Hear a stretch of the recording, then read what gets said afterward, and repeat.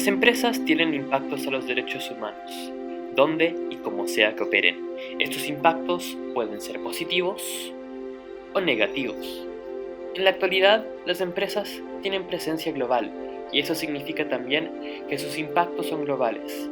Las empresas operan en países pobres, en países post-conflicto, y en países en donde el gobierno local no tiene la capacidad o voluntad de implementar un Estado de Derecho.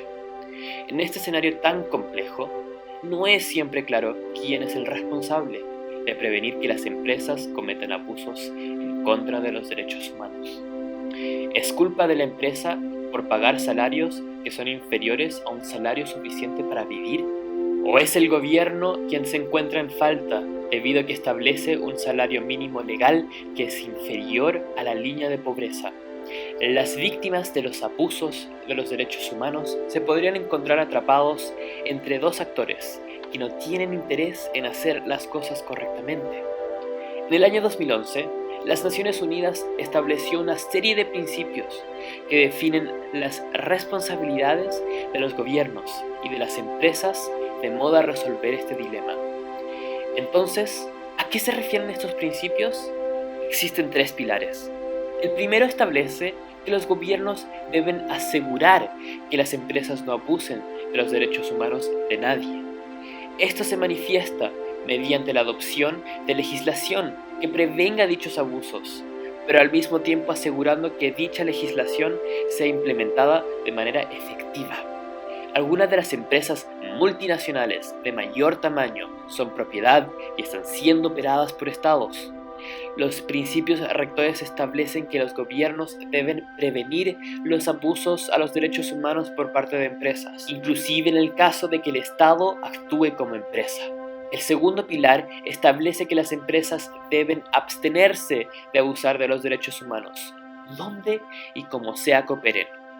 Eso significa que no es suficiente que las empresas respeten la legislación del lugar en donde tengan operaciones o realicen auditorías en alguna de sus empresas proveedoras.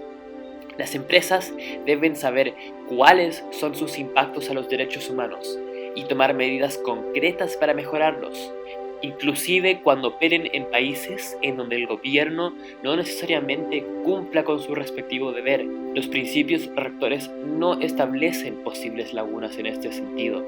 Las empresas son responsables frente a todos los derechos humanos.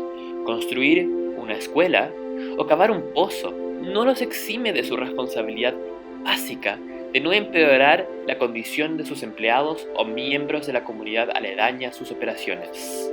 Las empresas deben realizar debida diligencia de derechos humanos. Eso significa que deben entablar conversaciones con aquellas personas cuyas vidas podrían ser afectadas. Al igual que la responsabilidad del gobierno, el respeto a los derechos humanos no es una cuestión que pueda ser aplicada de manera interrumpida. Por el contrario, debe ser un proceso continuo. El tercer pilar de los principios rectores hace referencia a lo que ocurre en caso de que algo falle.